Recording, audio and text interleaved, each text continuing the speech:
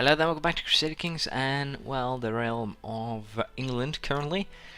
You do have my apologies for not uploading for a while. I've been really busy, but I'm finally getting back to Crusader Kings 2, and for the next coming week I should be basically set, I think, so there's nothing to worry about there. Now on the, well, order of other things here, this is actually kind of interesting. It would be hilarious if I could actually arrange a betrothal between said lady and... do I not have a higher ranking person in my court? The heir, where's my heir? No, too young, must not marry an infidel. So yeah, basically the marriage game is probably off, well, probably not going to happen. But what we probably will see is basically that I will adhere more to getting people with claims to my court and press those claims rather than go for single county claims, because basically it's going to take forever if I am to do that. So I'll be looking for people with basically any sort of claim, or I'll just have to basically set up a very wide frontier to actually keep on working from.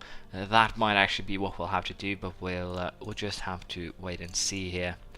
Now I do have some claims here: Duchy of Mercia, country, counties, etc.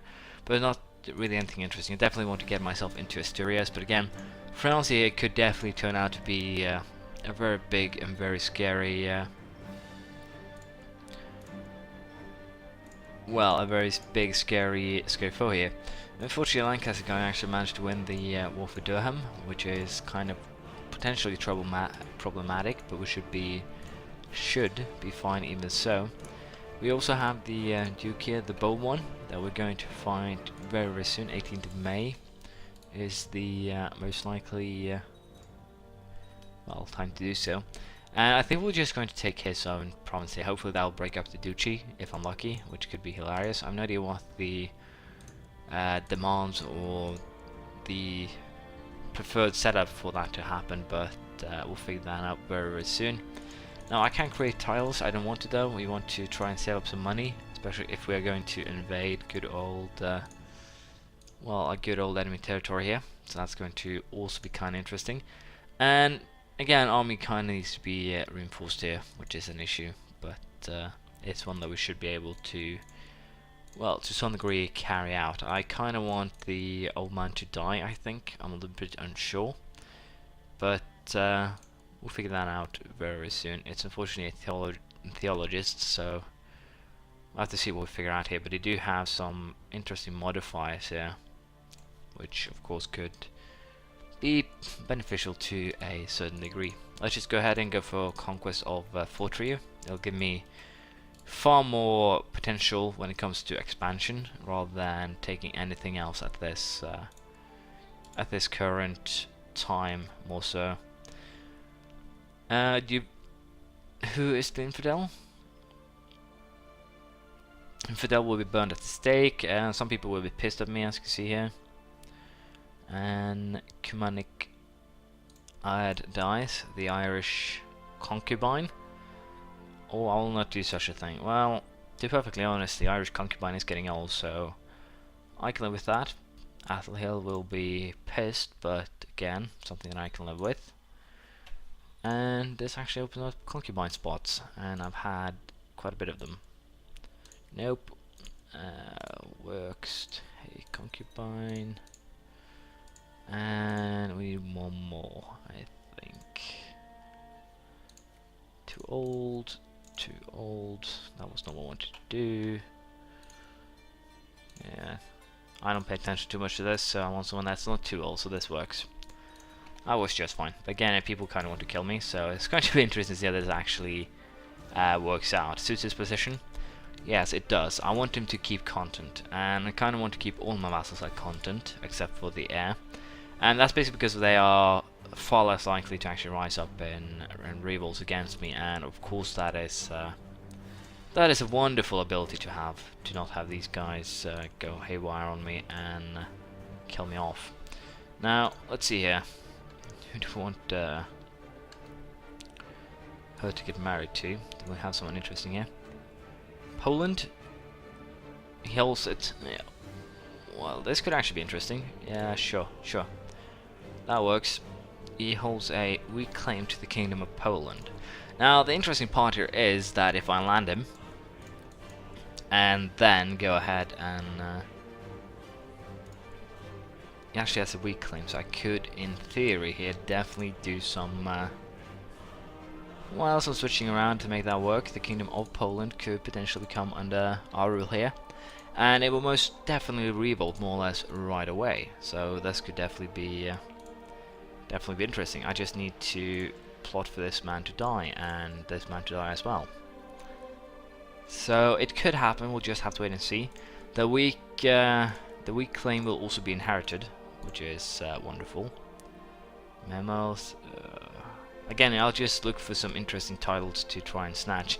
And I think we're going to do it this way, because it's basically the best way to expand as of right now. And the reason for that is basically due to the fact that I can only take single counties unless I have claims. So by doing this, I do ensure that I can expand, and then I'll just deal with revolts rather than how should I put this? I'll just deal with the revolts, take the tiles that way, rather than just relentlessly taking the tiles whenever I can. So I'll be looking for people with claims that I can then push at a later date. Yeah, that works. Denmark. That guy works.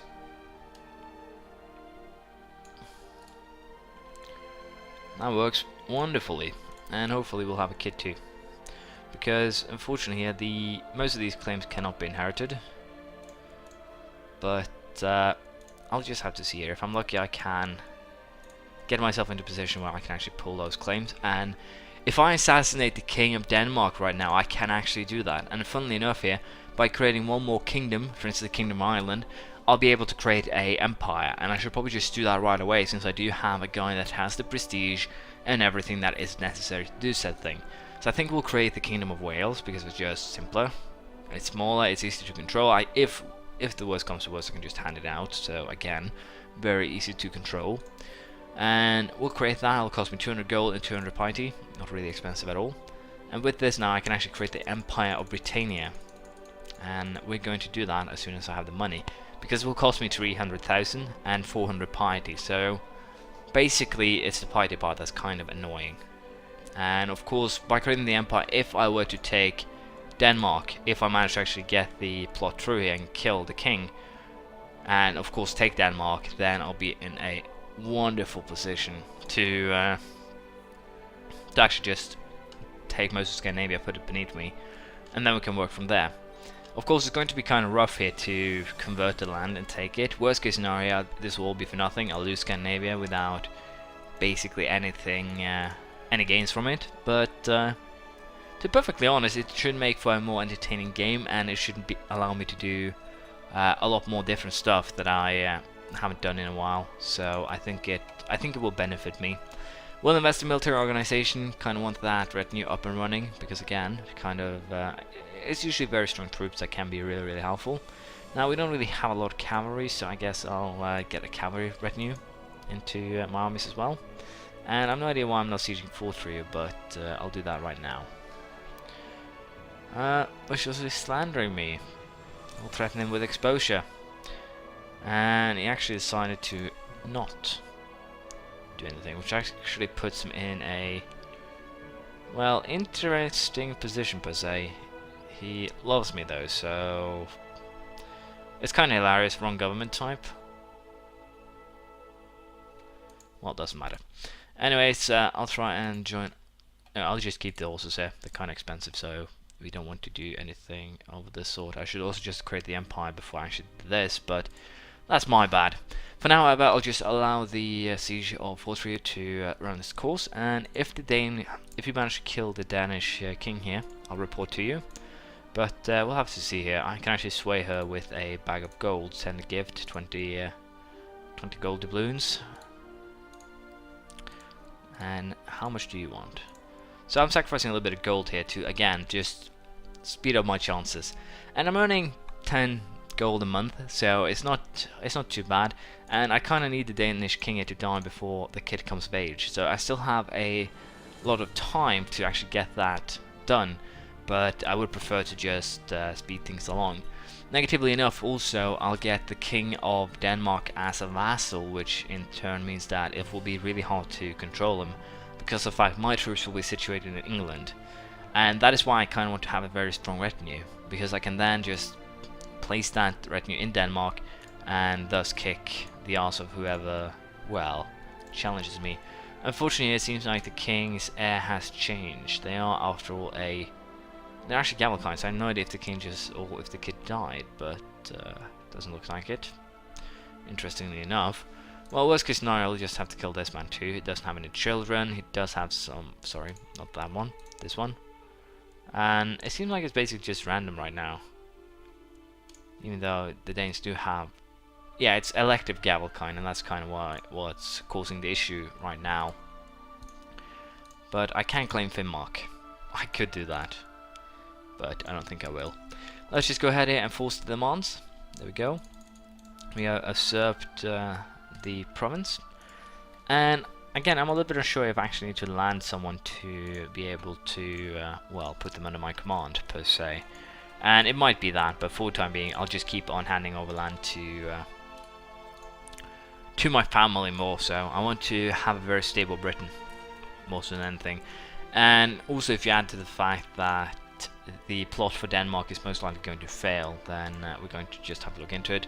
But I do at least have a claim to Denmark. I do have a claim to Poland if I get lucky and play my cards right. So that's looking good. But for the time being, we can only wait, unfortunately. So we'll see how this plays out. I'll be right back. So the plot did actually succeed here. We did manage to kill the King of Denmark. Unfortunately, I was caught, but I don't see that as a problem at all. And I still can't declare war for Denmark itself. I don't have, it's a weak claim of course, so I will have to just keep on plotting.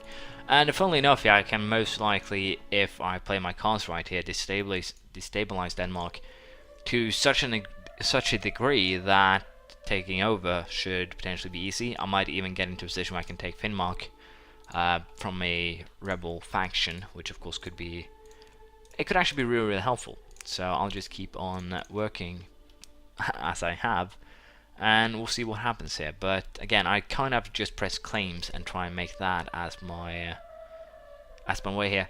Now we have a chief here that has been acted dishonorably against me. We'll imprison him. And the reason for that is basically it's not my family. He's not helpful at all. He's a master schemer. He's kind of annoying. Can I revoke the county of... No, I can't take the title, but I can have him banished. That'll actually just be -20. This would be also -20. Wow. How about I ransom you? Get some money. That works. Again, just one piss count doesn't really make too much of a difference here. Platter and Sudum. We don't want lower taxes. And again, as you can see, he hates me because I imprisoned him. But that's fine. Apparently, he wants control of the Temple of Canterbury. And to be perfectly honest, I have no problem giving him the Temple of Canterbury, because I'm pretty sure that actually is a part of Kent. And also that's a vassal I'm not supposed to have. So that works wonderfully in my advantage. I just have to figure out... Known murderer. Yeah, I actually got a negative modifier here thanks to the fact that I killed the Danish... the king of the Danes. But we're going to do that again, because I can. And hopefully I can actually get myself into Asturias and, well, fight the Umayyads. It's going to be hard. We also have the Abbasids, the Byzantine Empire. There's a lot of big players here that will most likely end up killing me. So, funnily enough here, we have we have some more help this time. Also, the heir is actually the Jarl of Pomerania. I hate snakes. So, the the snake ran away and it messed up the plot. But we'll continue. We will continue plotting. I still have the support of my co-plotters. So that's nice enough. But we're going to go ahead and end it here. But before we end, I am going to do one last thing. And that thing is pretty much the creation of the Empire. Finnish device has created the title Empire of Britannia. So yeah, that's wonderful. We now have our little empire here with dragon and all. Oh, dragon slash bird. I think is a dragon though, which works wonderfully. The house is getting some prestige, which is wonderful too. And other than that, I don't think there's really too much else to do. We're going to, of course, find Scotland pretty soon to take more land, and I'm a little bit unsure how we're going to do in terms of claim fabrication. I can actually claim Gotland here for Romanus of Cumberland, which is actually kind of interesting. You can also claim Karelin here for well, that would actually be kind of awkward. Even if I claim the area, it will be hard to keep hold on. And I'm pretty sure that the Swedes here can... Yeah, it's actually the right one. The Swedes can actually get a fair amount of troops. Yeah, 2,900. So I need to... yeah. I need to definitely, before I attack, if I even consider attacking, get a little bit of a bigger retinue, which is very much possible. It's actually growing right now. I'm a little bit unsure how my setup is here. I have a lot of... yeah. I probably want some more light forces, I think, because this is basically just heavy forces, 3 heavy forces, 1 light, and then we have horses, so I'll get 1 light force more. What are those? There we have those, 1 light force. And do I want to create a skirmish retinue? Let's just make another light force so I can actually have 2 light forces as base of all 3 of my flanks.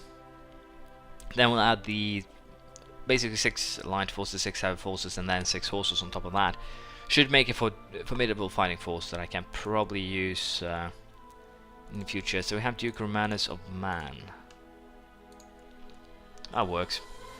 I don't care if to create that. It's a sympathy for Christendom too. So not the best thing ever, but it works. We're going to end it here, and we're going to continue next time.